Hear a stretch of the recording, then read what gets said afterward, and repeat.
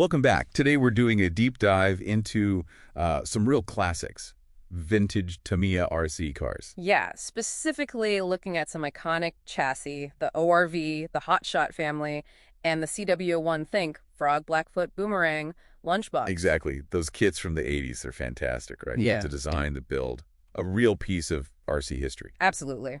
But that vintage engineering, especially the drivetrain, it can sometimes struggle a bit. Especially with age or, if you drop in modern power like brushless motors and lipos. Right, the original plastics, the pot metal parts, they just weren't really expecting that kind of stress, that instant torque. So our mission today is tackling something super common and, let's be honest, pretty frustrating.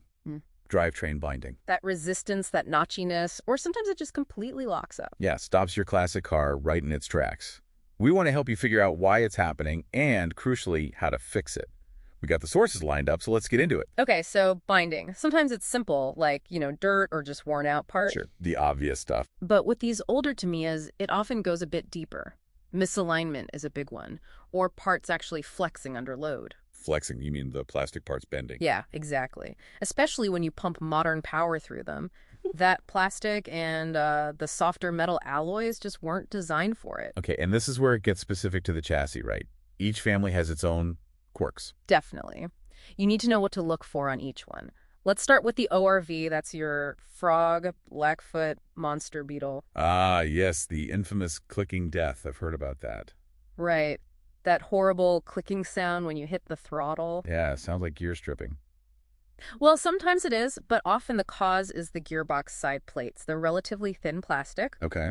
Under load, they can actually flex outwards just enough. And that lets the diff gears inside separate. Exactly. They skip or strip against each other, so the fixes are about stopping that flex or making the diff tougher. Makes sense. So what are the fixes? Shims. Yeah, shimming the diff to remove internal slop helps. Or you can add aftermarket gearbox braces metal plates that physically stop the case from flexing. Okay. Or, the popular option is upgrading the whole differential, like to an MIP ball diff. Much stronger, smoother. Right, the heavy-duty solution. What about dog bones popping out? Hear that a lot with ORVs, too. That's common if you upgrade the shocks or suspension for more travel, more droop. The drive shafts just fall out. Yeah, at full extension. Simple fix, though, put small O-rings inside the drive cups. They cushion the dog bone end, keep it seated. Or just limit the suspension travel, I guess. Or limit the travel, yeah, if you don't need that maximum articulation. Okay, let's shift gears. The Hotshot family, Hotshot, Boomerang, Super Saver, those unique 4WD buggies. Binding issues there. Often, yeah, and frequently it's up front, in the steering knuckles or gearbox. What's the cause there? A lot of times it actually comes down to drive shaft length, especially if you're using aftermarket CVDs, constant velocity drive shafts. The modern kind that don't pop out. Right. Some common lengths, like, say, certain 70mm ones, can actually be a tiny bit too long for the front end on some versions, especially the re-releases. Just a millimeter makes a difference. It can. It can bind up the suspension or steering when turning, or maybe you've mixed original uprates with re-released drive shafts, or vice versa. Compatibility issues. Exactly. You really need to check you have the right length drive shaft for your specific parts combination. And their gearboxes. Any issues like the ORV flex? Not usually case flex, no. Their gearboxes can feel tight, but it's more often like manufacturing flash little bits of extra material on the pot metal gears themselves. Oh, okay. Or sometimes just assembly errors. Carefully cleaning up those gears with a hobby knife, deburring them, and very careful assembly usually sorts it out. Good to know. Okay, final one. The CW Aero 1. The Wheelie Kings. Midnight Pumpkin. Lunchbox. Tough chassis, but you hear about gear noise there too. Yeah, you do.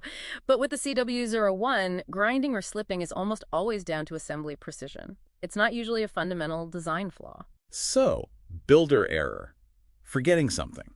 Pretty much. Most often, it's missing a crucial internal spacer or a pin. There's a small sleeve, for example, that centers the differential in the gearbox halves. Right. If that's missing, the diff wobbles. Or the tiny pin that holds the small bevel gears inside the diff carrier. Leave that out and, well... Yeah, things aren't going to mesh right. Exactly. Or just getting the motor pinion mesh wrong. So, for the CW01, the key is meticulous assembly. Follow that manual step by step. Double check those tiny parts bags. Okay, so specific fixes for specific chassis. But are there some universal things people should be doing for any of these vintage Tamiyas? Preventative maintenance. Oh, absolutely. These are vital. First, if it still has the old plastic or bronze bushings, get them out. Upgrade to a full set of ball bearings. Huge difference, right? Massive. Less friction, more efficient, lasts longer. Second, proper lubrication. Use the right grease, Tamiya grease usually, where the manual says, don't skip it. And keep them clean. Definitely. Regular cleaning prevents dirt and grit getting into places it shouldn't, especially the gearbox. And finally, learn proper gear mesh. That little bit of backlash you need. Right, the paper trick is a good starting point.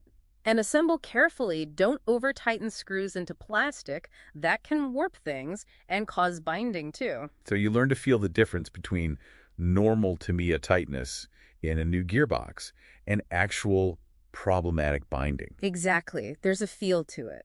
Understanding these little quirks and how to fix them is really part of the fun, isn't it? Part of the charm of running these old kits. It really is. And when you diagnose that binding, apply the right fix, maybe just an O-ring, maybe some shims, maybe an upgrade part, and it runs smooth again, that's super satisfying. Keeps these classics running beautifully. Yeah, and don't forget the community, the forums, the groups.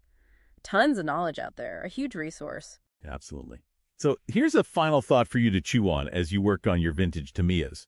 Think about how adapting these older designs to cope with modern RC tech, better batteries, stronger motors, different materials, kind of forces us to confront the limitations of the original engineering. What does that whole process tell us about how we balance preserving tradition with embracing technological progress? Something to think about.